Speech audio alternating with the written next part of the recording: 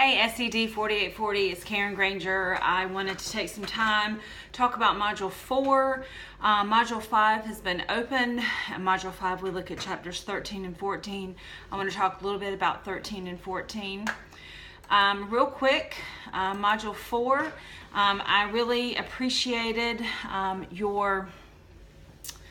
the trends, the websites. I know there were several that you had to talk about, and then there were several that you had the option to look for on your own. You all did a good job. I was exposed to some sites that I was not familiar with at all.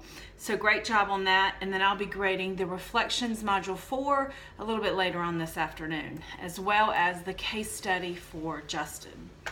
So great work. Again, I wish that we could all be in a room together because I think that what you guys share is very powerful. You're just really doing a nice job. So Module 5 has been opened. Module 5 looks at professional development for the social emotional development of gifted kids, as well as some concluding thoughts. And in chapter 13, one of the things that it talks about is really powerful professional development, and it has some key things that folks should be thinking about as they're creating professional development. One is some pre-assessment. How are districts and school systems really defining what it is that they need to be doing? How the professional development aligns with the district's mission. How to establish the purpose of the professional development up front, allowing folks to really understand what the meaning and the message is. That change is incremental.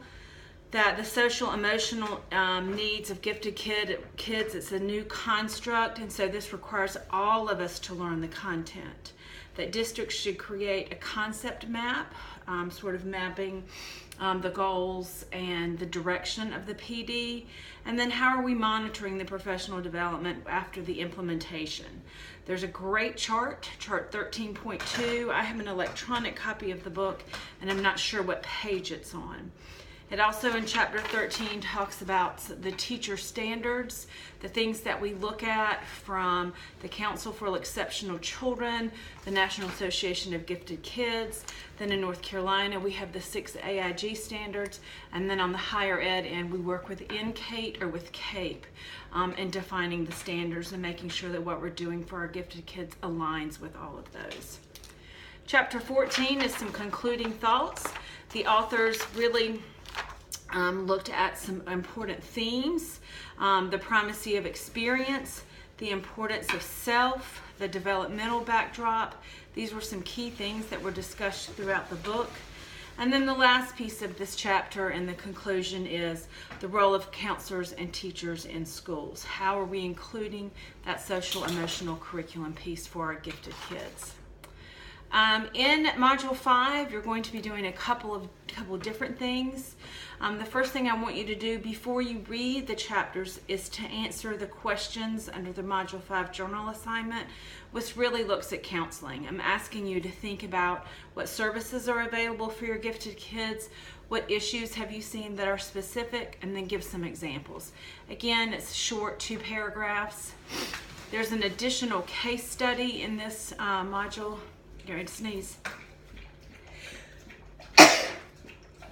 Excuse me, that relates to a girl this time. And again, there's some specific directions, but I want you to think about how we could have better addressed, the girl's name is Melinda, how we could have better addressed her needs and really synthesize the material that you have learned in this semester. The last piece of chapter 5 is your final exam. This does not open until November the 27th, and it closes out on December the 4th. I may put another kind of quick option in chapter 5. Several of you have commented that your systems or your counties are creating professional development for I'm going to call regular ed teachers. The gifted teachers are providing the PD for the regular ed teachers.